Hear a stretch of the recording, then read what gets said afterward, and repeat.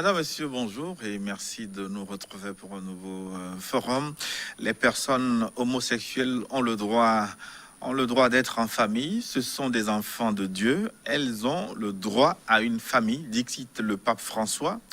Ce qu'il faut, c'est une loi d'union civile, il poursuit. Elles ont le droit à être couvertes légalement, a dit le souverain pontife argentin dans un documentaire présenté mercredi dernier à la fête du cinéma de Rome. Des déclarations opérant un changement radical par rapport à ses prédécesseurs. Décryptage, on va décrypter ces propos du souverain pontife, propos parfois vertement critiqués dans certains milieux de la presse et sur les réseaux sociaux. Décryptage donc avec Pierre-Marie Chanel Lafognon qui nous fait l'honneur d'être au plateau aujourd'hui. Mon père, bonjour. Bonjour et salutations à tous nos frères et sœurs, téléspectateurs et téléspectatrices. Bon dimanche aussi. Pierre-Marie Chanel Lafognon, vous êtes aumônier national des cadres catholiques du Togo et directeur national de l'enseignement catholique. Ça veut dire que vous avez une idée de ce dont il est question. Bien sûr, j'ai suivi les insultes, les attaques, les critiques et tout ce que on peut dire autour de cet extrait de l'interview que le pape avait accordé en 2019 et que ce cinéaste a mis en documentaire, comme vous venez de le dire, au Festival cinématographique de Rome, et qui a entraîné tout ce que chacun sait ces jours-ci. Oui. Avant de revenir sur les propos du pape, du souverain pontife, pour mieux comprendre la profondeur de ce qu'il a dit, je voudrais qu'on parle du personnage, le pape. Qui est-il? Pas François, mais dans son rôle, le souverain pontife, qui est-il? Dans la doctrine catholique, en ecclésiologie, en théologie, le pape est le successeur de Saint-Pierre. Saint-Pierre lui-même étant le vicaire de Jésus-Christ. Selon la parole de notre Seigneur Jésus-Christ, qui a dit à Saint-Pierre, tu es Pierre, et sur cette pierre, je bâtirai mon église. Et déjà à l'époque apostolique, donc dans la première communauté chrétienne, on a reconnu à Saint-Pierre cette primauté parmi les apôtres. Par exemple, quand il y avait le problème entre judéo-chrétiens et des chrétiens venus de la culture grecque, les hellénistes, on se disait, pour devenir chrétien, il est nécessaire de devenir d'abord juif ou hébreu. Et d'autres, comme Saint Paul et Saint Barnabé, disaient non. Le Christ est venu pour sauver.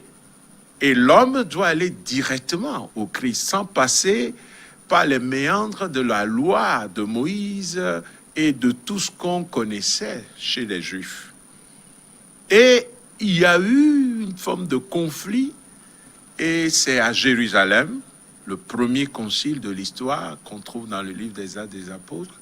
C'est donc à Jérusalem que les apôtres se sont retrouvés sous l'autorité de Saint-Pierre pour régler ce problème. Et justement, ils ont dit, pour devenir chrétien, on n'a pas besoin d'assumer d'abord la culture juive, la culture hébraïque. On va au Christ, le Sauveur. Et ils ont dit, l'Esprit Saint, nous-mêmes avons décidé. Voilà pourquoi, par exemple, le concile est au-dessus du pape. Mais le pape, c'est le premier responsable de l'Église catholique au niveau universel. Il est successeur des apôtres et de l'apôtre Pierre en particulier. Et du coup, son autorité est suprême parmi le collège des évêques.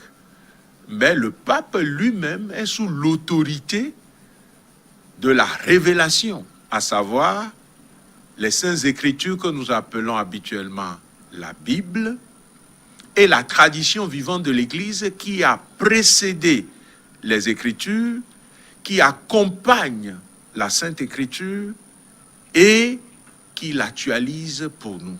Du coup, le pape ne peut pas dire et faire ce qu'il veut.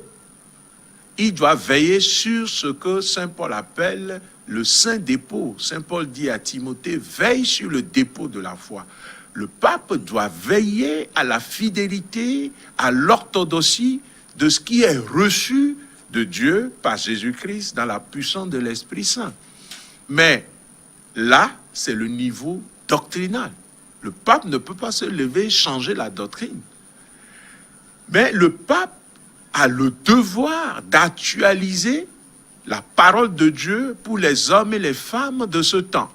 Nous sommes sur le terrain de la pastorale, qui consiste à rejoindre l'homme dans sa chute, à lui proposer Jésus-Christ son sauveur, et s'il accueille ce sauveur, c'est lui alors qui l'amène justement à un relèvement, au sens où déjà les prophètes le disaient, notamment Ézéchiel, je ne veux pas la mort du pécheur, je veux qu'il se convertisse et qu'il vive. C'est grâce à la pastorale que la parole de Dieu, l'évangile, est donnée aux hommes.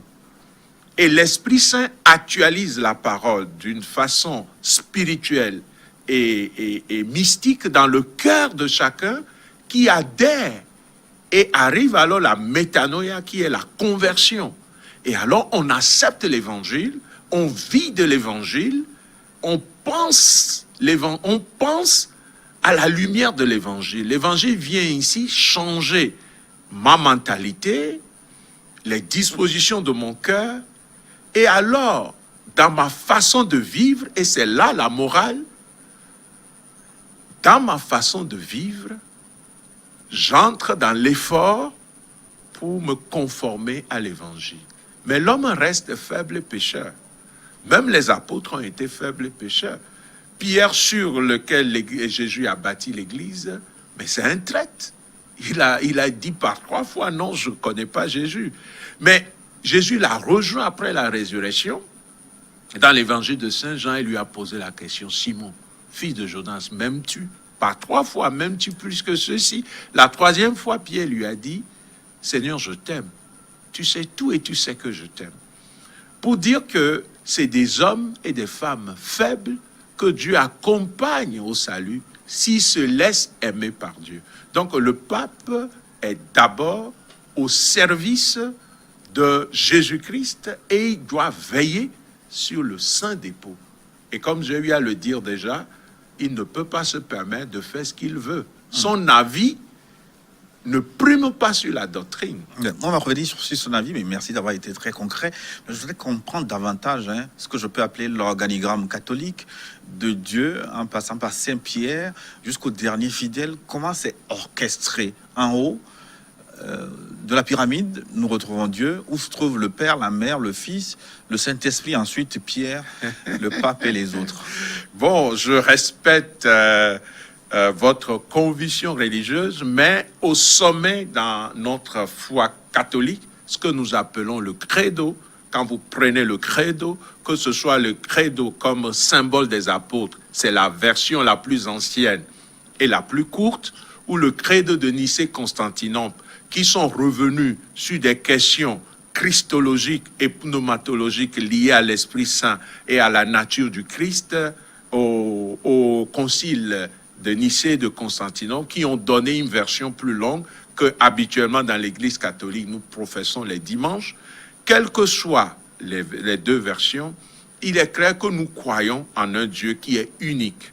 Ce Dieu, il est Père, Fils et Esprit Saint. C'est comme ça qu'il s'est révélé à nous. Et ce mystère d'un seul Dieu en 3 personnes, c'est ce que nous appelons dans l'Église catholique et dans d'autres églises chrétiennes la Sainte Trinité. Donc, au sommet de notre foi, au sommet de l'Église, il y a Dieu lui-même qui est Père, qui nous a créés, Fils qui nous a sauvés par sa passion, sa mort et sa résurrection, et Esprit Saint qui nous sanctifie, qui nous permet vraiment de vivre en enfant de Dieu. C'est le sommet, et nous sommes venus de Dieu et nous retournons à Dieu. Alors, Si nous quittons ce niveau, il y a Jésus-Christ, je l'ai dit, c'est par lui que nous avons reçu le salut, l'Esprit Saint qui est avec nous. Et de Dieu, nous avons la parole de Dieu, communément appelée la Bible, composée de l'Ancien et du Nouveau Testament.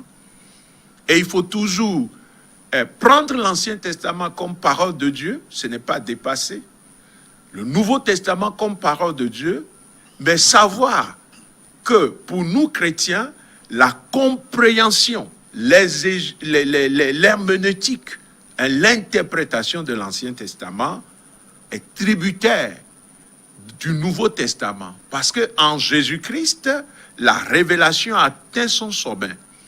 L'auteur sacré dit, Dieu nous a parlé à maintes reprises.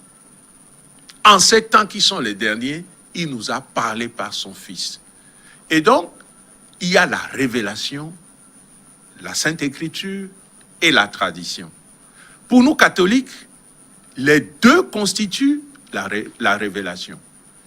Contrairement à d'autres églises chrétiennes qui défendent sola scriptura, seule l'écriture. Je ne vais pas donner des noms ici, ça c'est des aléas historiques. Mais la tradition a précédé l'écriture. Quand Jésus enseignait, il n'y avait personne qui était là en train d'écrire. On sait que le tout premier écrit du Nouveau Testament, ce n'est pas l'Évangile, selon saint Matthieu. Même si la classification met l'Évangile de saint Matthieu au début du Nouveau Testament. Le tout premier écrit, c'est l'épître ou la lettre de saint Paul apôtre aux Thessaloniciens, qui serait rédigée dans les années 50, 51. Alors, tout le Nouveau Testament est une théologie. C'est-à-dire que les apôtres et la communauté chrétienne ont reçu de Jésus son enseignement. Et sous l'action de l'Esprit Saint, ils ont fixé cet enseignement pour nous. Au point où il y a aujourd'hui des écrits. Par exemple, on va vous parler de l'évangile de Barnabé, ou bien d'autres évangiles qu'on appelle les apocryphes. De Judas. De Judas, c'est des apocryphes qu'on retrouve dans l'initiation ésotérique. Mais les toutes premières communautés chrétiennes n'ont pas trouvé dans ces écrits-là ce que Jésus-Christ a enseigné. Et la communauté elle-même a dû censurer ces écrits. Et les écrits qui ont été retenus comme canoniques, c'est-à-dire étant vraiment révélation, c'est ce que nous avons aujourd'hui dans la Bible. Et donc la tradition a précédé et a accompagné la rédaction des textes du Nouveau Testament. C'est la même chose dans l'Ancien Testament. Quand Dieu créait, qui était là en train de prendre note? Personne. Quand Moïse était allé sur la montagne pour recevoir la table de la loi, il ne pouvait pas être en train d'écrire et en train de recevoir la table de la loi devant la majesté suprême qui est Dieu. Donc, le peuple a relu cette histoire de la rencontre unique avec Dieu à travers Abraham et les patriarches, et ainsi, sous l'action de l'Esprit de Dieu, ils ont fixé cette expérience qui vient de Dieu. Au moment où ils traversaient la mer Rouge, poursuivis par les Égyptiens, il y avait qui avait la tranquillité pour noter ça? Mais l'Esprit du Seigneur a habité des hommes et a réalisé cette merveille parce que rien n'est impossible à Dieu. Au point où quand on parle de Moïse, comme celui qui a écrit la Torah, on sait que Moïse, comme personne, n'a pas eu à écrire l'ensemble des livres. Mais ces livres sont sous son autorité. Donc, avec ça, après Dieu, il y a la révélation. Dieu nous a parlé en son Fils. Et après la révélation, il y a le magistère de l'Église, c'est-à-dire l'enseignement officiel de l'Église. Et cet enseignement officiel de l'Église est encore hiérarchisé. Il y a l'enseignement des conciles. il y a l'enseignement du pape. Avant même le pape, il y a l'enseignement des synodes, des évêques. Il y a l'enseignement du pape. Il y a maintenant l'enseignement des évêques. Et il y a l'enseignement ordinaire qui découle de tout ça, assumé au quotidien par des prêtres, des diacres et même des laïcs dans l'Église. Et donc, l'enseignement est confié normalement à ceux que nous appelons les ministres ordonnés, à savoir les évêques, les prêtres et d'une certaine façon les diacres. Parce que le sacrement d'ordination confère 3 missions ou 3 fonctions aux prêtres. La fonction d'enseigner la parole, les vérités révélées, la doctrine, la morale, ainsi de suite, de gouverner les communautés chrétiennes. La fonction de gouverner, ça ne veut pas dire qu'on va remplacer le gouvernement du Togo ou d'un autre pays. Mais les communautés chrétiennes sont dirigées. C'est en ce sens que les prêtres, les évêques sont des pasteurs. Ils prennent soin du troupeau de Dieu, le peuple de Dieu. Et la 3e fonction, c'est de sanctifier. Ça ne veut pas dire que le prêtre ou l'évêque lui-même est déjà saint et la sanctification vient de lui. Non, mais c'est lui qui préside les prières, qui préside les sacrements. Et comme le dit le catéchisme de l'Église catholique, c'est le prêtre qui agit in persona Christi. Ça voudrait dire qu'il est comme un lieutenant du Christ. Il ne remplace pas le Christ. Mais le Christ, comme il a choisi les apôtres en leur confiant une mission, cette mission se prolonge aujourd'hui à travers les ministres ordonnés. Et c'est le peuple de Dieu dans son ensemble qui est un peuple de prêtres, un peuple de rois, un peuple de prophètes. Mais ce sacerdoce du peuple de Dieu n'est pas le sacerdoce ministériel. Voilà pourquoi les laïcs dans l'Église ont leur mission aussi, mais tous, nous avons la même foi, le même baptême, nous célébrons les mêmes sacrements, nous hériterons la même gloire auprès de Dieu. Mais il y a une diversité de missions, comme dit Saint Paul. Je vais vous réinterroger sur l'enseignement catholique, mais je voudrais qu'on en finisse avec l'introduction sur le souverain pontife. Alors, dans votre déclinaison de la hiérarchie dans la doctrine catholique, il me semble que le pape se retrouve un peu au sommet, sur terre. Est-ce qu'on peut dire que c'est l'autorité suprême du peuple catholique? Humainement parlant et socialement parlant, le pape est le premier responsable. Mais comme j'ai eu à le dire déjà, le pape même est sous l'autorité, par exemple, du concile. C'est quoi le concile? Le concile, le dernier qu'on a eu à vivre, c'est déjà plus de 50 ans. Le lieu où ça se tient, ça porte le nom, alors on parle de Concile Vatican II, parce qu'il y a eu aussi le Concile Vatican I. C'est une rencontre convoquée par le pape, normalement de tous les évêques qui sont les successeurs des apôtres du monde entier. Mais il faut reconnaître que tous n'y vont pas. Il y a des délégations de l'ensemble des conférences épiscopales ou des évêques du monde entier. Il y a des experts qu'on appelle des théologiens. Parmi eux, il y a des exégètes, c'est-à-dire des gens qui connaissent les textes de la Bible dans leur langue d'origine, à savoir l'hébreu, l'araméen, le grec, et qui peuvent faire une étude philologique et autre du texte. Il y a des experts dans les sciences humaines, en théologie dogmatique, en théologie systématique. Ce sont des spécialisations en théologie, des philosophes qui sont des experts.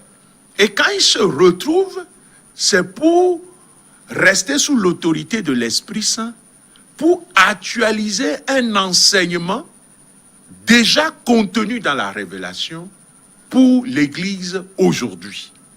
Voilà pourquoi, au cours des conciles, on peut connaître des changements au niveau de la doctrine. Mais ces changements-là, en fait, doivent toujours être fidèles à la révélation. Du coup, ce ne sont pas des changements substantiels, mais ce sont des reformulations. mais ça ne touche jamais les dogmes. Les dogmes sont des vérités dans l'Église catholique qui ne peuvent pas changer. Aucun concile ne peut se rassembler et dire, après avoir considéré ceci ou cela, Jésus-Christ n'est plus vrai homme et vrai Dieu. Ce n'est pas possible. Aucun concile ne peut se réunir et dire, après avoir considéré ceci ou cela, Dieu n'est plus un seul Dieu en 3 personnes. Ainsi de suite. Sur les autres dogmes en lien avec la Vierge Marie, par exemple, un synode ne peut plus se réunir et dire que la Vierge Marie n'a pas été accueillie au ciel par la grâce de son Fils à travers ce que nous appelons l'Assomption. Personne ne peut dire aujourd'hui que la Vierge Marie n'est pas l'Immaculée Conception. Ce sont là un certain nombre de dogmes. Personne ne peut dire, par exemple, que la parole de Dieu n'est pas la vérité révélée. Personne ne peut dire que la tradition vivante de l'Église n'a rien à faire dans l'Église. Donc ce sont là des fondamentaux que personne ne peut toucher. Maintenant, comment ramener ces vérités révélées et les annoncer à travers une herméneutique, une interprétation, pour son intelligibilité pour les chrétiens de ce temps? Ça relève d'un concile, par exemple. Mais le pape est là pour enseigner. Et quand il enseigne, il écrit soit des encycliques, soit des lettres pastorales, soit après un synode des évêques, il publie une exhortation apostolique post-synodale, ainsi de suite. Il peut sortir des décrets et plein d'autres documents. Il peut sortir aussi des messages. Je saisis l'occasion pour dire que ce qui nous amène sur le plateau ne correspond à aucun de ces figures à travers lesquelles le pape communique la doctrine. Ça n'a pas été un message du pape, ça n'a pas été une lettre encyclique, ça n'a pas été une lettre pastorale, ça n'a pas été un décret, ça n'a pas été un motu proprio, tout ça, ça a été simplement l'interview accordée en 2019 au pape par une journaliste de l'Argentine, et un cinéaste a mis ça dans un documentaire. Et les chrétiens catholiques en général, les hommes de bonne volonté en particulier, doivent savoir que l'enseignement officiel de l'Église, ce n'est pas dans des documentaires cinématographiques. Parce qu'un documentaire, par définition, surtout si c'est cinématographique, c'est un montage à partir des éléments collectés. Quand le pape enseigne, on n'a pas besoin de monter quoi que ce soit. Il enseigne et il assume ce qu'il enseigne. Sauf que le montage a été réalisé par le Vatican lui-même, par des journalistes au Vatican, et remis au réalisateur, justement, qui n'a pas eu grand rôle à jouer. Ça veut dire que ces propos ont été contrôlés et même censurés. J'ai lu un article là-dessus par des spécialistes du Vatican. Alors, il faut encore documenter davantage, parce qu'aujourd'hui, les médias, je ne vous accuse pas, sont traversés par des lobbies qui ont une puissance extraordinaire en matière d'argent, en matière d'idéologie, au point où tout ce que nous lisons, nous devons encore revisiter ça. Parce que, à ma connaissance, l'interview n'a pas été réalisée par le service du Vatican. Et le pape est en droit d'accorder des interviews. C'est un pasteur. Il doit être proche de son peuple, répondre à des questions. Je ne sais pas si je peux déjà situer un peu cet élément, parce que vous avez souhaité qu'on finisse avec... Justement, non, on va revenir sur l'élément précisément. Oui. Peut-être si vous me permettez de reposer une question sur l'organisation de l'Église catholique. À vous entendre, la doctrine catholique est quand même très très bien réglée, très bien encadrée. Ça ressemble à un ordre.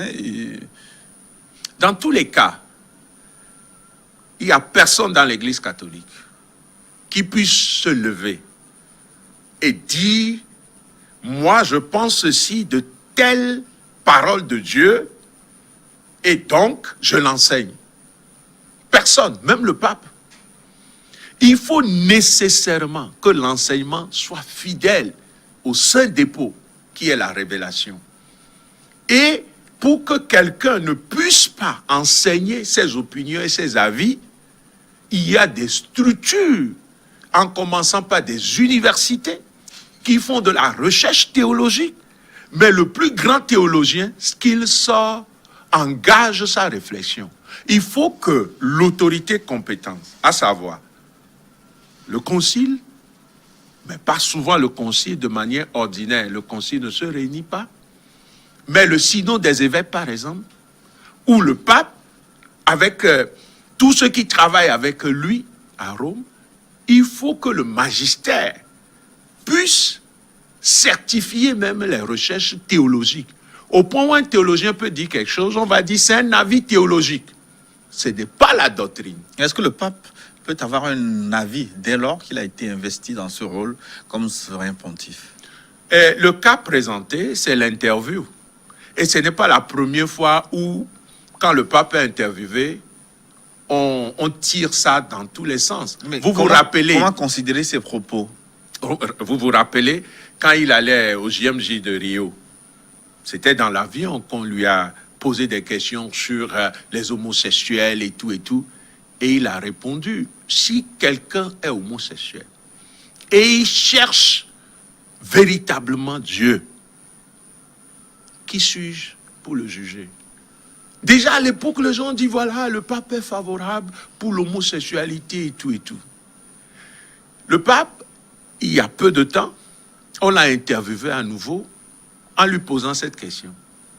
Que conseillerez-vous à un père qui a un enfant qui a une tendance homosexuelle? Le pape a dit d'abord la prière. Ensuite la psychiatrie. Non, pas tout de suite. C'est ça ce que vous faites, vous les journalistes, pour entraîner le peuple dans des erreurs. La prière, ensuite le dialogue, l'écoute. Voilà, l'écoute, l'acceptation de cet enfant, son accompagnement, la possibilité qu'on lui donne de s'exprimer. Et le pape dit certainement aussi la psychiatrie.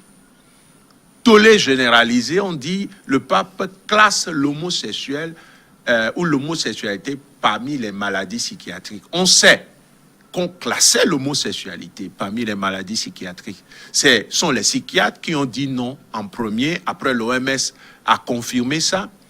Mais le service du Vatican, du pape, a dû reprendre pour dire, mais et la distinction entre la psychologie, la psychiatrie et la psychanalyse, c'est récent. Le pape n'a pas dit que cet enfant est un malade mental. Mais cet enfant a besoin de soutien de personnes qui sont spécialistes dans les sciences humaines. Et c'est normal. Il y a des enfants qui ont besoin d'accompagnement. Et l'accompagnement doit être pluridisciplinaire. C'est spirituel, c'est psychologique, c'est familial et tout ça. Ça veut dire qu'il y a un trouble, ça veut dire qu'il y a une anomalie, une pathologie. Vous savez... En relation avec l'homosexualité. Vous savez, l'homosexualité... c'est très complexe pour tout de suite commencer à tenir des discours à gauche, à droite, sans prendre le temps d'entrer dans le phénomène. Permettez que je vous dise ce que le catéchisme de l'Église catholique dit sur l'homosexualité. Parce que là, nous serons vraiment dans la doctrine. Je renvoie nos amis téléspectateurs et téléspectatrices au catéchisme de l'Église catholique. Le catéchisme, c'est ce que l'Église croit, qu'elle enseigne, qu'elle célèbre et qu'elle vit. Donc, pour devenir chrétien, il faut connaître ça. D'où le parcours catéchétique. Si tu ne fais pas la catéchèse, tu ne peux pas aller au baptême, à la première communion et à la confirmation, les 3 sacrements qui font de nous des chrétiens. Voilà pourquoi on appelle ça les sacrements de l'initiation chrétienne. Donc, le catéchisme de l'Église catholique, le pape François n'était pas encore pape. Il est écrit, je renvoie au numéro 2357 à 2358, voici ce que le catéchisme dit, pour montrer la complexité de l'homosexualité même comme, disons, une réalité dans la société. L'homosexualité désigne les relations entre des hommes ou des femmes qui éprouvent une attirance sexuelle exclusive ou prédominante. Il y a déjà nuance ici. Envers des personnes de même sexe, elle revêt des formes très variables à travers les siècles et les cultures. Vous allez dans la culture grecque, vous trouverez des formes d'expression dans la Grèce antique d'une certaine homosexualité. C'est dit d'ailleurs que l'homosexualité est d'origine grecque. Bon, dans la Rome antique, moi je ne saurais situer l'origine. Est-ce qu'on a fait des recherches sur les civilisations antiques comme l'Égypte et la Mésopotamie? Je n'en sais rien. Je n'ai pas fait des recherches à ce niveau.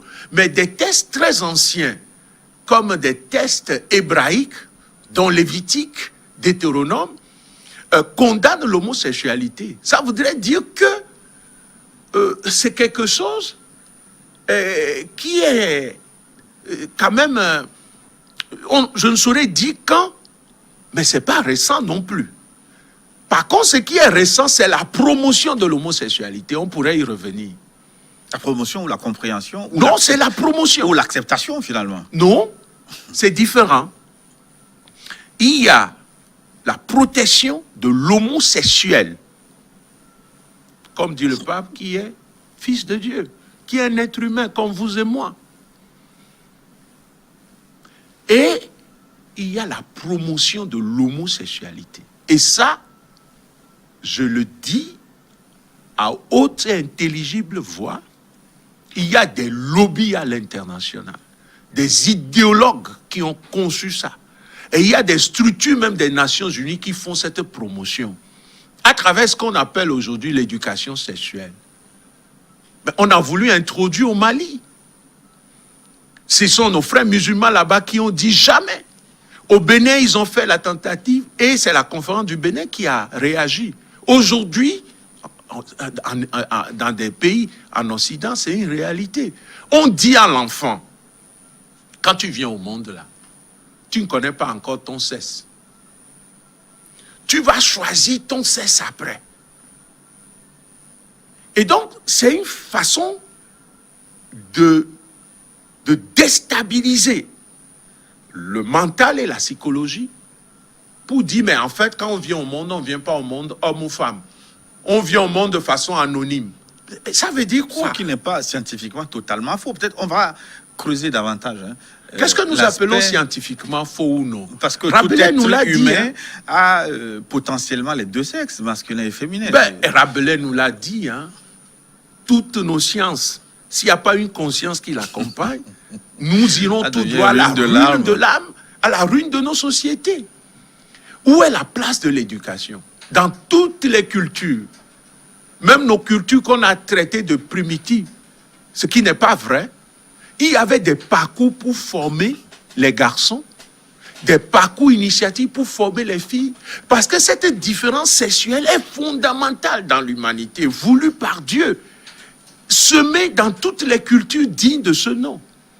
Et donc, on veut faire la promotion de l'homosexualité. Ça, c'est autre chose. Vous étiez en train de nous parler... voilà, j'ai cité le catéchisme, le numéro 2357, et je disais, je lis en entier, sans commentaire, l'homosexualité désigne les relations entre des hommes et des femmes qui éprouvent une attirance sexuelle exclusive ou prédominante envers des personnes de même sexe. Elle revêt des formes très variables à travers les siècles et les cultures. Sa genèse psychique reste largement inexpliquée. S'appuyant sur la Sainte Écriture, qui les présente comme dépravation grave, la tradition a toujours déclaré que les actes homosexuels sont intrinsèquement désordonnés. Ils sont contraires à la loi naturelle. Ils ferment l'acte sexuel au don de la vie. Ils ne procèdent pas d'une complémentarité affective et sexuelle véritable. Ils ne sauraient recevoir d'approbation en aucun cas. C'est-à-dire dans l'Église. Vous connaissez, en aucun cas, il faut que les gens tremblent. C'est ici, c'est en aucun cas dans le catéchisme de l'Église catholique. Voilà. Vous êtes provocateur. Non, pas du tout. Père. Pas du tout. Pas du tout. Mais comme le mot est sorti, il vaut mieux se justifier avant que les presses ne puissent s'en servir pour dire que le père Afognon a ramené le débat sur en aucun cas. Donc, à la lecture de... je ne sais pas comment on va l'appeler. Le catéchisme de l'Église catholique, oui. au numéro 2354, 57 plutôt. Oui, c'est clair, c'est mis noir sur blanc, ça veut dire que l'homosexualité, l'Église catholique ne la tolère pas. Non, la doctrine de l'Église catholique, à la lumière des Saintes Écritures, et je peux donner tout à l'heure des références si c'est nécessaire. Là, vous avez parlé de Lévitique et de Deutéronome. Deutéronome dans l'Ancien Testament. Mais on peut parler de la première lettre de Saint Paul apôtre aux Corinthiens. On peut parler de la lettre aux Romains, le chapitre 1 d'une part pour l'épître aux Romains et le chapitre 6 pour le 1 Corinthiens et même 1 Timothée, le premier chapitre. Je peux donner des références plus précises si vous voulez bien regarder un peu sur mes notes. Mais de façon générale, l'homosexualité dans la parole de Dieu, surtout l'Ancien Testament, est une abomination. Et dans le Nouveau Testament, c'est une dépravation grave. Et donc, l'acte homosexuel est un péché. Je dis bien l'acte homosexuel est un péché. Et quand Saint Paul en parle, il met une liste. Et quand l'Ancien Testament en parle, c'est toute une liste aussi. Les gens ont tendance à dire la Bible, sans aller jusqu'au bout. Est-ce que les gens comprennent par exemple que si nous restons avec Lévitique, quand un homme porte des habits qui normalement ont la forme d'habits de femme par exemple, c'est une abomination. Les gens n'en parlent pas. Est-ce que les gens ont compris qu'à partir de Lévitique, être arrogant devant Dieu est une abomination? Et quand nous allons chez Saint Paul, est-ce que les gens ont compris que l'injustice sociale est une abomination devant Dieu? Les textes sont là, je peux donner les références. L'adultère, Saint Paul dit que c'est un désordre. Le vol, le trafic humain. Tout ça. Je peux lire, je peux donner des références pour que les gens puissent lire. Par exemple, 1 Corinthiens 6, 9, 10. Ne vous y trompez pas, ni les débauchés, les idolâtres, les adultères, ni les dépravés et les sodomites, dont ceux qui pratiquent l'homosexualité, ni les voleurs et les profiteurs, ni les ivrognes, même l'ivrognerie, se saouler comme on veut, les diffamateurs et les escrocs, aucun de ceux-là ne recevra le royaume de Dieu en héritage. 1 Corinthiens 6, 9 à 10. Et à Timothée, 1 Timothée 1, 9 à 10, Saint Paul écrit, « Car on le sait bien, une loi ne vise pas l'homme juste, mais les sans loi et les insoumis, les impies et les pécheurs, les sacrilèges et les profanateurs, les parricides et matricides, des gens qui tuent leur père et leur mère, et autres meurtriers, débauchés, sodomites. C'est le nom que Saint Paul donne à l'acte homosexuel, trafiquants d'êtres humains, menteurs, parjures, et tout ce qui s'oppose à l'enseignement de la saine doctrine. Donc, dans la Bible, ce n'est pas simplement l'acte sexuel qui est une dépravation, l'acte homosexuel qui est une dépravation grave, que ce soit dans l'Ancien Testament, tout comme dans le Nouveau Testament, mais d'autres péchés également. Ça voudrait dire que l'homosexualité peut être une tendance dont il est difficile des fois de découvrir l'origine. Ça veut dire que scientifiquement, on n'a pas encore toutes les informations pour juger de cette tendance ou de cette pathologie, ou je ne sais comment il faut l'appeler. Et ça, les gens disent qu'il ne faut pas l'appeler pathologie, qu'il faut l'appeler une différence. Mais moi, je ne fais pas ce jeu de mots. Mais est-ce qu'on a toutes les informations aujourd'hui, scientifiquement parlant, pour déterminer ce qu'est l'homosexualité? À mon humble, à mon humble avis, mais le peu de connaissances que j'ai, je n'ai pas encore trouvé d'article qui puisse dire que génétiquement, il y a tel gène qui donne la tendance homosexuelle. Par contre, je sais que l'éducation, dans certaines sociétés, ont corrigé ces genres de tendances. Je sais aussi que depuis qu'on fait la promotion de l'homosexualité, des gens qui ont été hétérosexuels longtemps, j'ai vécu ça, je préfère tel le pays, mais en Europe, où un couple catholique qui ont 3 enfants, que je connaissais bien, 2 ans je retourne, les 2 ne sont plus ensemble, en larmes, la dame me dit, voilà, mon mari a commencé un cheminement avec des psychologues et autres. Finalement, il découvre que il n'était pas hétérosexuel, mais plutôt homo. Et il a préféré maintenant aller avec un homme. À 48 ans. Ça voudrait dire quoi? Ça voudrait dire que l'éducation nous aide à intérioriser des valeurs et à en vivre. Sans l'éducation, l'homme est à l'état brut, on le sait. S'il est vrai que l'homme est un être bioculturel, il est aussi vrai que l'essai à la biologie n'est pas différent de l'animal. Donc, qu'est-ce qu'il faut promouvoir? Oui, d'où vient d'ailleurs la promotion de l'homosexualité telle que vous le dites? Une promotion derrière laquelle se trouvent des lobbies, des grands groupes bien organisés, parfois des pays. À quel dessein et pourquoi est-ce que vous connaissez l'origine de cette propagande? Franchement, comme religieux, je vais dire des choses religieuses. Pour moi, c'est satanique. Les gens me diront c'est trop facile, mais quand on dit quelque chose est satanique, c'est que la chose, non seulement elle est mauvaise, mais ce mal est théorisé, défendu et déployé. C'est ça ce que j'appelle satanique. Attention, que personne ne dise que le père Affonio a dit que les homosexuels sont des sataniques. Ils sont sataniques, hein. Je ne dis pas ça. Je dis la promotion de l'homosexualité est satanique. Parce que c'est le mal théorisé, idéologisé, planifié et déployé pour créer une nouvelle anthropologie et à partir de cette nouvelle anthropologie atteindre des objectifs que moi j'ignore. Par qui?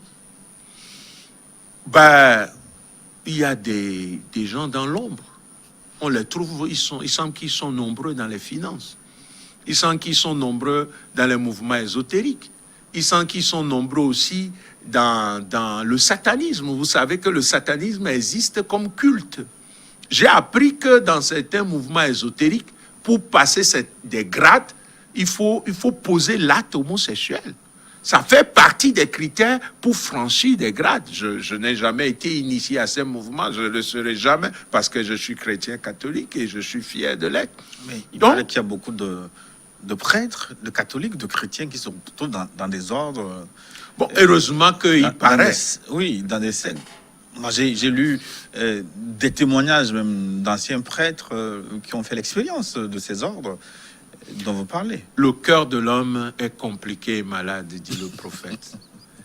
Je ne sais pas ce qu'un prêtre ou un évêque irait chercher dans ces loges, mais ce que vous dites, je ne dirais pas que c'est fou.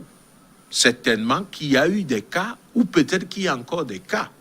Que vous connaissez d'ailleurs, vous ne pouvez pas dire que vous ne les connaissez pas. Non, je ne connais pas parce que... de même que les pédophiles dans l'église catholique, on connaît, tous les travers existent.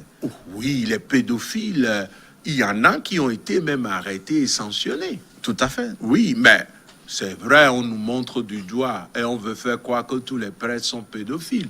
Moi-même, on a écrit des articles sur moi que je suis pédophile. Bon, je connais, moi, c'est pas mon souci. Mais c'est vrai, il y a des prêtres, on a prouvé qu'ils sont pédophiles. Mais faisons attention. Les cas de pédophilie, les études existent.